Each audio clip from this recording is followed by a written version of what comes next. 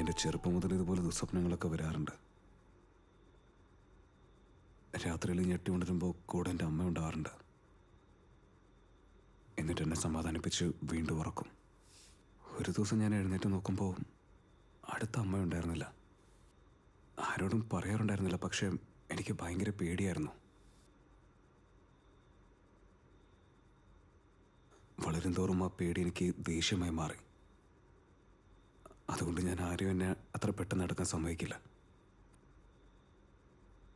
എൻ്റെ അമ്മ ചെയ്ത തെറ്റിന് നിന്നെ ശിക്ഷിച്ചത് വലിയ തെറ്റാണ്. നീ എന്നോട് ക്ഷമിക്കണം. അതൊന്നും സാരമല്ല.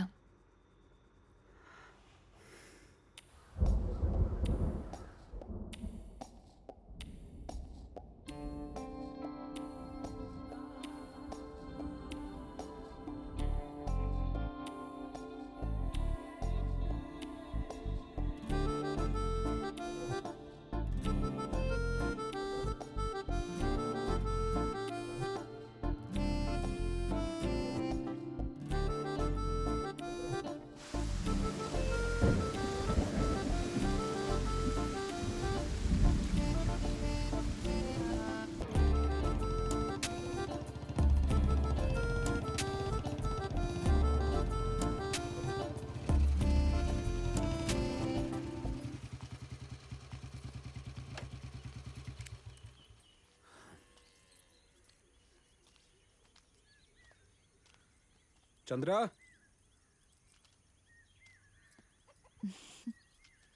മോളെ ചന്ദ്ര. ദേ വരുന്നു.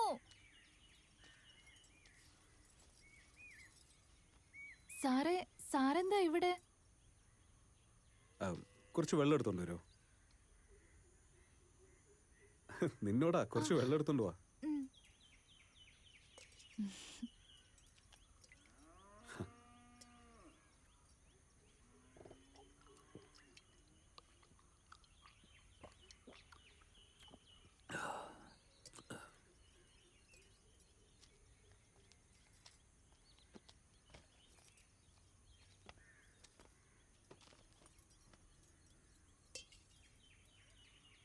എന്നോട് ക്ഷമിക്കണം, എനിക്ക് കല്യാണത്തിന് വരാൻ പറ്റിയില്ല. ശരി, ഞാൻ വരട്ടെ.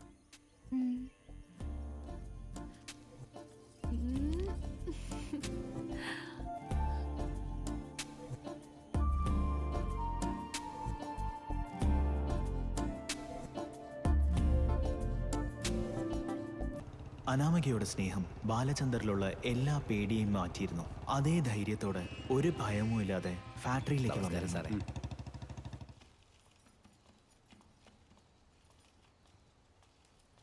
കാശി സാറേ, ചരക്കുമൊത്ത വന്നോ? വൈകുന്നേരം വന്നേക്കൂ സാറേ. സാറേ, നിങ്ങളുടെ അടുത്തൊരു 2 മിനിറ്റ് സംസാരിക്കണം. പറ. അച്ഛൻ ഇവിടെ ഉണ്ടായിരുന്നത് വരെ കച്ചവടം ഇവിടെ നന്നായിട്ടുണ്ടായിരുന്നു. നിങ്ങൾ ഇവിടെ വന്നതിന് ശേഷം വലുതായിട്ട് ആരും ഓർഡർ ഒന്നും തരുന്നില്ല. നമ്മളെ കൊണ്ട് സാധനവും വിൽക്കാൻ പറ്റുന്നില്ല. പഴയ ബാക്കി തരേണ്ടവരാരും ഒന്നും ശരിക്കും തരുന്നുമില്ല. ഇക്കണക്കിനാണെങ്കിൽ നമ്മുടെ സാധനം ഇപ്രാവശ്യം ആരും തന്നെ മേടിക്കില്ല സാറേ. ശരി, പഴയ ബാക്കിയുള്ള കണക്കെല്ലാം എനിക്ക് അയക്ക്, ഞാൻ എന്താ നോക്കിയോ. ശരി സാറേ.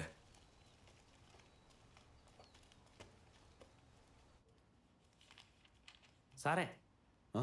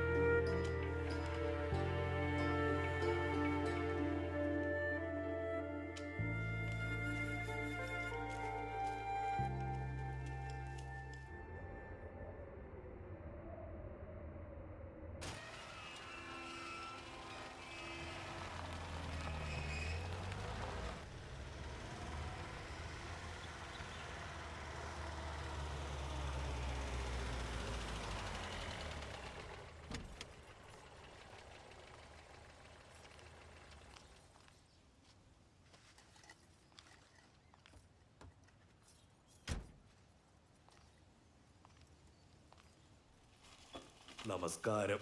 നമസ്കാരം.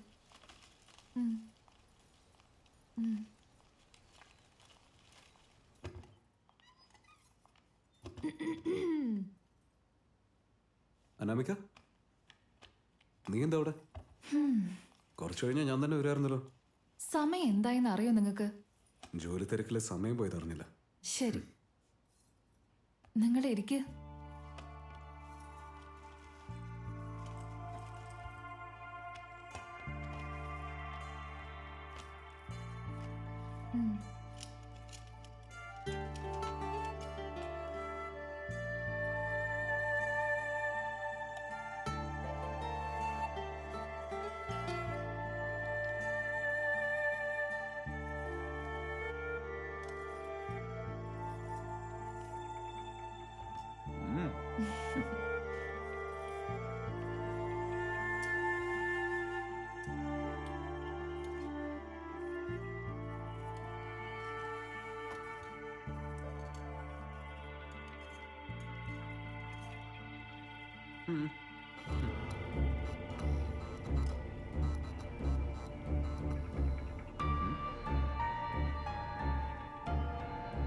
അനാമിക,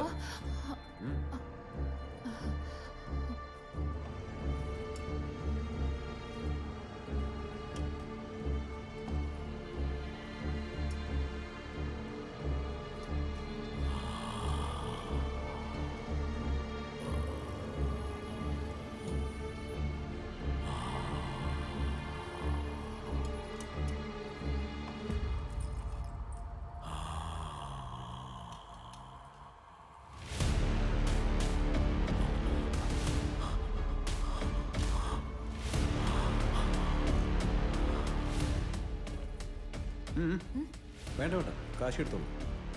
കാശി,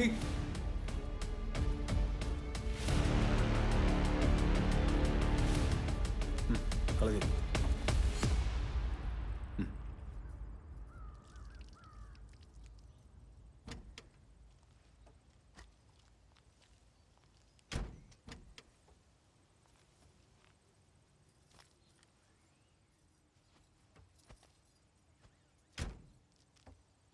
ശരി, എന്നാ ഞാൻ ഇറങ്ങട്ടെ. വൈകുന്നേരം നേരത്തെ എത്തണം കേട്ടോ. ശരി, ഞാൻ വന്നേക്കാം.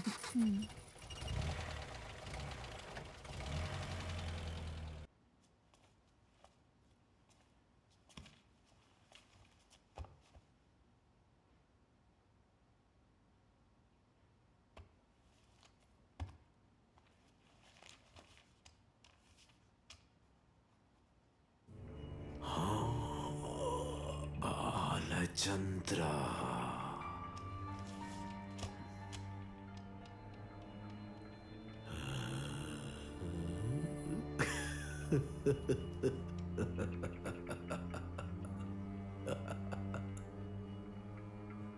ആരാ നീ? എന്താ വേണ്ടത്? ഞാൻ പറഞ്ഞില്ലേ ബാലചന്ദ്ര, ഞാൻ ആരാണെന്നുള്ളത് പ്രധാനമല്ല. എന്റെ അടുത്ത് നിന്നും നിനക്ക് കിട്ടാൻ പോകുന്ന ലാഭമാണ് പ്രധാനം. എന്ത് ലാഭം?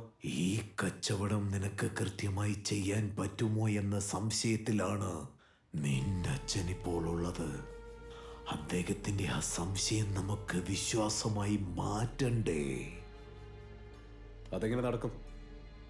അദ്ദേഹത്തിന് ഇത്രയും വർഷങ്ങളായി ലഭിക്കാത്ത ലാഭം നിന്റെ കച്ചവടത്തിൽ നീ ശ്രദ്ധിച്ചാൽ തീർച്ചയായും സാധിക്കും.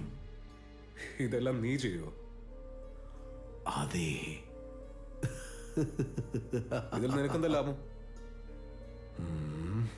ആ, ഇതിന് പകരമായി നീ എനിക്കൊരു ഉപകാരം ചെയ്യണം. എനിക്ക് തോന്നി. ഒന്നും പ്രതീക്ഷിക്കാതെ അങ്ങനെ വെറുതെ ചെയ്തിട്ടില്ലല്ലോ. പറ, ഞാനെന്താ ചെയ്യണ്ട? നീ എനിക്ക് വേണ്ടി നിന്റെ ഭാര്യയുടെ ശരീരത്തിൽ നിന്നും ഒരു തുള്ളി രക്തം എനിക്ക് കൊണ്ടുവരണം.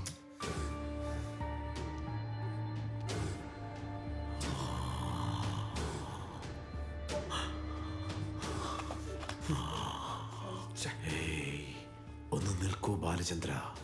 പോകുന്നതിന് മുൻപ് ഞാൻ ചോദിക്കുന്ന ഒരു ചോദ്യത്തിന് ഉത്തരം നൽകിയിട്ട് പോ. നമ്മൾ സംസാരിച്ചതിനെ പറ്റി നീ ഒന്ന് ആലോചിച്ച് നോക്ക്. ഞാൻ എപ്പോഴെങ്കിലും നിന്നെ ഭീഷണിപ്പെടുത്തിയിട്ടുണ്ടോ? അല്ലെങ്കിൽ ഭയപ്പെടുത്തിയിട്ടുണ്ടോ? അല്ലെങ്കിൽ നിന്നോട് ആരെയെങ്കിലും കൊന്നിട്ട് വരാൻ പറഞ്ഞോ?